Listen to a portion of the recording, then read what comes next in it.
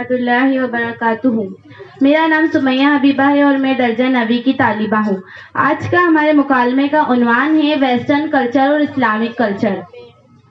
السلام علیکم ورحمۃ اللہ وبرکاتہ۔ میرا نام الشفا ہے اور میں درجہ 9 کی طالبہ ہوں۔ آج کا دور بدل چکا ہے، دور بدلے اور ہم نہ بدلے، یہ میرے نظریے کے ناقابل برداشت ہے۔ آج کا دور اور آج کل کے لوگ ماڈرن ہوتے جا رہے ہیں، یعنی یہ سب لوگ مغربی تہذیب ویسٹرن کلچر کو اپنا رہے ہیں۔ میں پوچھتی ہوں کہ کیا برائی ہے ویسٹرن کلچر میں؟ اپنی پسند سے اپنی زندگی گزارنا، میں اسے برا نہیں سمجھتی۔ آپ نے زمانے اور لوگوں کے بدلنے کی بات کہی، پر یہ شاید بھول گئی زمانہ بدل گیا اور لوگ بدل گئے، لیکن ہمارا خدا، ہمارا مذہب اور ہمارا رسول آج بھی وہی ہے، کل بھی وہی تھا اور آئندہ بھی۔ جو طور طریقے ہمیں بتلائے اور سکھلائے گئے ہیں وہ دستور کے مطابق ویسے ہی رہیں گے۔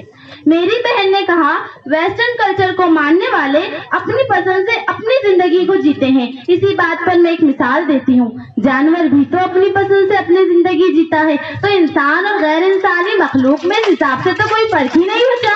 میری بہن، آپ نے میری بات کا غلط اندازہ لگا لیا۔ میں انسان اور جانور کے بیچ شباہت نہیں کر رہی، میں نے اپنی پسند سے زندگی گزارنے کا اس لیے کہا کیونکہ ویسٹرن کلچر میں کوئی بندش نہیں ہوتی۔ مان لیجیے کہ آپ گھر پر اکیلی ہیں اور آپ کو کہیں باہر جانے کا کام پڑ جائے، تو اس کلچر کے لوگ ایک دوسرے پر انحصار نہیں رہتے، بلکہ انہیں پوری چھوٹ رہتی ہے۔ اس کلچر کی عورت وہ عورت نہیں جو مرد کے پیچھے پیچھے چلے، بلکہ اس کلچر میں مرد اور عورت کے درمیان کوئی فرق نہیں۔ میں ایسی پسندیدہ زندگی گزارنے کے بارے میں بات کر رہی تھی۔ اسلامی کلچر میں خواتین کو یہ تاکید دی جاتی ہے کہ اکیلے گھر سے باہر نہ نکلے۔ یہ کوئی روک ٹوک نہیں، جو لوگ اسے روک ٹوک سمجھتے ہیں ان کے پاس آدھا علم ہے، یا میں یوں کہوں نہ ان کے پاس علم ہے نہ عقل ہے۔ کسی مرد کے ساتھ عورت کو باہر جانے کے لیے اس لیے کہا ہے کیونکہ خدا نہ خواستہ راستے میں کوئی حادثہ درپیش آ گیا تو یہ بیچاری اکیلے کیا کرے گی۔ حفاظتی تدابیر کی بنا پہ کچھ لوگوں نے اس چیز کو اس طرح توڑ مروڑ کر پیش کیا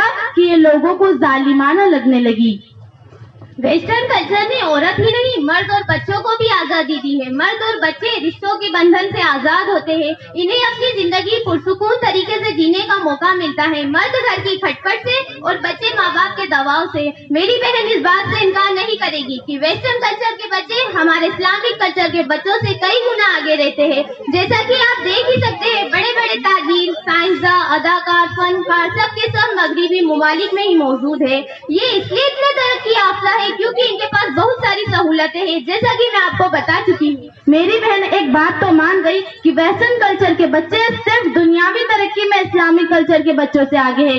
انشاءاللہ عنقریب ایک دن آئے گا جب یہ اسلامی کلچر کو ماننے والے بچے غیر بچوں سے آگے رہیں گے۔ انشاءاللہ عنقریب ایک دن آئے گا جب اللہ تعالیٰ سبھی کو دوبارہ اٹھائے گا، جب یہ اسلامی کلچر کو ماننے والے بچے غیر بچوں سے آگے رہیں گے۔ میری بہن نے بولا کہ مرد اور بچوں کو آزادی ملتی ہے، یہ آزادی نہیں بلکہ بربادی ہے۔ ہم اسے آزادی کا نام نہ ہی دے تو اچھا ہے، کیونکہ اس آزادی میں لوگوں کے حقوق مارے جاتے ہیں۔ مرد عورت اور بچوں کے حقوق ادا نہیں کرتا، اور بچوں کی تو بات ہی نرالی ہے۔ وہ ماں باپ کو ماں باپ نہیں سمجھتے، نہ ان کو ان کا حسب نسب پتہ ہوتا ہے، تو آپ حقوق کی بات تو بھول ہی جائیے۔